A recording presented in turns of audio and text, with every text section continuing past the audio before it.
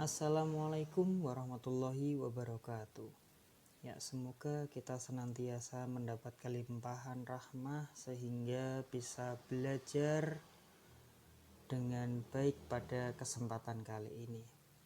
Mari kita belajar tentang perkembangbiakan generatif pada tumbuhan. Sebelumnya, tahukah Anda tentang apa itu berkembang biak? Berkembang biak adalah suatu proses dari makhluk hidup untuk memperbaharui keturunannya atau jenisnya. Perkembangbiakan pada tumbuhan berarti proses pembaharuan keturunan atau jenis atau spesies yang terjadi pada tumbuhan. Nah, proses ini diperuntukkan supaya jumlahnya lebih banyak atau menjadi banyak. Nah, jenis-jenis perkembangbiakan pada tumbuhan itu sendiri bisa digolongkan menjadi beberapa macam. Yang pertama ada yang namanya perkembangbiakan secara kawin atau generatif. Sedangkan yang kedua perkembangbiakannya bisa secara tidak kawin atau vegetatif. Nah, di sini kita akan belajar tentang perkembangbiakan generatif. Mari kita simak ulasan berikut. Perkawinan pada tumbuhan pada umumnya terjadi pada tumbuhan yang memiliki struktur bunga yang lengkap. Mengapa? Karena peristiwa perkawinan ini biasanya ditandai dengan adanya proses penyerbukan. Apa itu proses penyerbukan? Penyerbukan adalah peristiwa jatuhnya serbuk sari, yaitu sel jantan, pada kepala putik, yaitu sel betina yang dimiliki oleh tumbuhan. Nah, mari kita mengenal bagian-bagian bunga yang menjadi proses perkawinan pada tumbuhan. Mulai dari bawah, kita melihat di sini ada tangkai bunga. Nah, tangkai bunga di sini berfungsi untuk menahan, menopang bunga itu sendiri supaya tetap kokoh, tetap kuat menempel pada ranting atau batang pada tumbuhan. Di situ ada kelopak bunga. Kemudian ada mahkota bunga.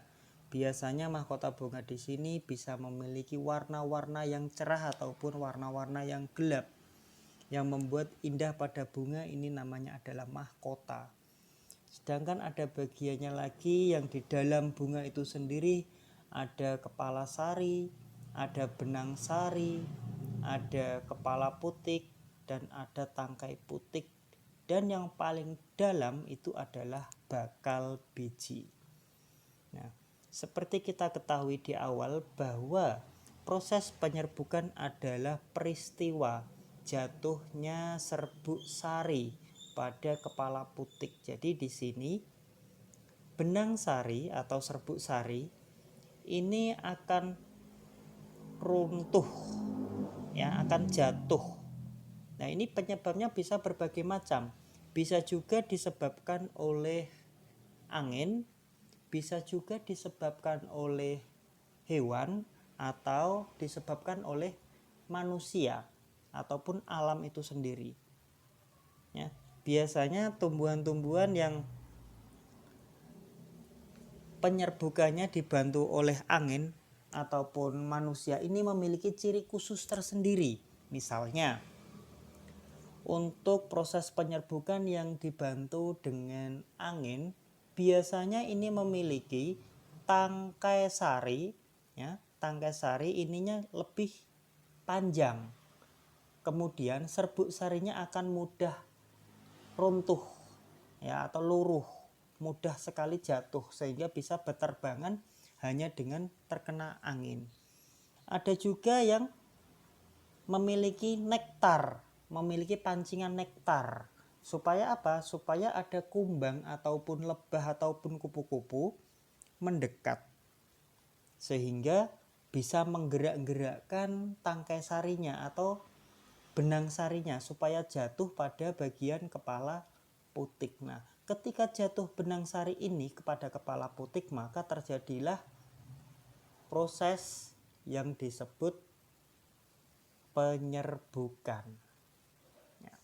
Sehingga bakal biji ini akan menjadi biji dan menjadi buah. Nah, adapun jenis-jenis penyerbukan itu sendiri terdiri dari berbagai macam. Ada 4 jenis penyerbukan, yaitu penyerbukan sendiri, yaitu penyerbukan yang dilakukan oleh pada bunga itu sendiri. Nanti akan kita bahas. Yang kedua ada penyerbukan tetangga. Yang ketiga ada penyerbukan silang. Sedangkan yang terakhir ada penyerbukan bastar. Nah, kita akan bahas satu persatu bagaimana penyerbukan ini terjadi. Penyerbukan sendiri ini sering disebut sebagai autogami. Nah, penyerbukan sendiri ini terjadi pada satu bunga di pohon yang sama. Jadi satu bunga yang utuh, yaitu yang memiliki kepala putik dan benang sari, ini terjadi proses penyerbukan. Jadi pada serbuk sari, ketika mendapat rangsangan, dia akan jatuh mengenai kepala putik pada bunga itu sendirilah. Inilah yang disebut penyerbukan sendiri. Kemudian ada penyerbukan tetangga. Ini sering juga disebut gaetonogami. Nah, ini terjadi pada bunga, tetapi bunganya itu masih dalam satu pohon. Ada 2 bunga tapi masih satu pohon. Nah, seperti pada gambar. Kemudian ada lagi penyerbukan silang atau alogami. Terjadi pada bunga dari tumbuhan yang berbeda, 2 pohon, tetapi jenisnya masih sama. Ya, misalkan di situ ada pohon jambu katakanlah.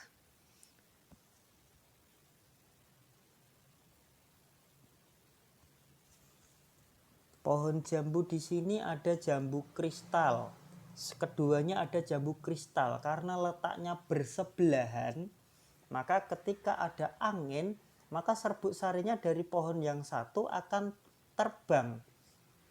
Ya, secara kebetulan mungkin akan jatuh pada bunga yang satunya lagi yang berbeda pohon. Nah, penyerbukan yang seperti inilah yang dinamakan penyerbukan silang. Kemudian yang terakhir ada penyerbukan bastar atau disebut hybridogami. Nah, ini terjadi pada 2 bunga dari tumbuhan yang berbeda dan jenis yang berbeda pula. Nah, di sini saya menggambarkan ada 2 bunga yang berbeda. Satu warna orange dan satu warna ungu. Nah, jadi serbuk sari pada bunga oranye ini akan jatuh pada kepala putik bunga yang berwarna ungu, sehingga nanti ada kemungkinan bisa melahirkan varietas baru atau jenis tanaman yang baru. Nah, inilah yang dimaksud dengan jenis-jenis penyerbukan. Nah, pada perkembangbiakan generatif sebetulnya di sini ada alur, ya, meskipun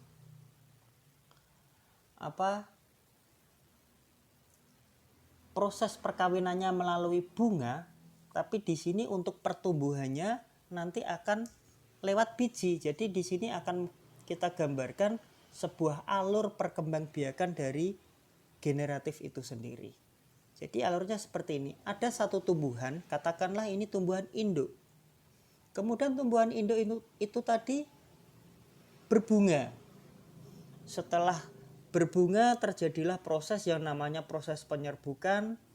Dari proses penyerbukan itu maka terjadilah atau terciptalah yang namanya biji. Biji atau bakal buah. Nah, dari biji inilah ketika ditanam akan memunculkan tanaman baru lagi, dan tanaman baru lagi akan memunculkan bunga. Bunga akan membentuk biji dan biji akan tumbuh lagi. Nah, jadi seperti itulah alur dari perkembangbiakan generatif. Nah, kelemahan dan keunggulan perkembangbiakan generatif. Ya. seperti kita ketahui bahwa perkembangbiakan pada tumbuhan pastilah memiliki yang namanya keunggulan dan kelemahan. Adapun keunggulan pada perkembangbiakan generatif ini adalah yang pertama, akarnya pastinya kuat. Karena tumbuhnya dari biji, maka yang tumbuh pertama kali adalah akar. Nah, sebelum tumbuh daun, tumbuh pohon, tumbuh daun, akarnya akan menopang terlebih dahulu, sehingga makin lama akar ini juga akan semakin kuat. Kemudian biayanya murah. Kita tidak perlu mengeluarkan biaya banyak atau modal banyak untuk mengembangbiakan secara generatif. Katakanlah kita mau mengembangbiakan pohon jambu ataupun mangga. Mungkin kita bisa mengambil buah mangga yang sudah matang, sudah masak. Kemudian kita makan dagingnya, bijinya kita tanam. Jadi tidak usah membeli bibit dari luar. Atau buah itu jatuh dengan sendirinya. Jadi akan muncul tumbuhan baru lagi. Nah, seperti itu. Maka dikatakan biayanya murah. Kemudian umur tanamannya lebih lama. Nah ini mulai dari awal proses tanaman yang dikembangbiakan secara generatif atau dari biji ini secara relatif akan memiliki umur yang lama, tahan lama. Kemudian dapat tercipta atau varietas baru atau jenis tumbuhan baru. Nah, seperti tadi ketika ada yang namanya persilangan bastar, mungkin ada buah mangga yang manis, ada buah mangga yang masam. Nah, ini ketika terjadi penyerbukan pada keduanya, bisa jadi tumbuhan yang tercipta rasanya bisa berbeda pula. Bisa juga manis, bisa juga masam, atau mungkin bentuknya, ukurannya sesuai dengan ukuran yang masam, kemudian rasanya seperti rasa yang manis. Ini bisa terjadi karena terjadinya persilangan antara ketika penyerbukan. Di samping itu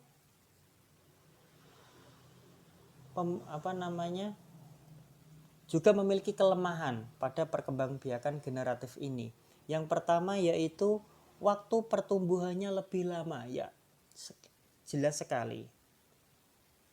Jadi tumbuhan mulai dari biji kita tunggu sampai nanti bisa menghasilkan buah lagi, bunga lagi. Ini prosesnya sangat lama.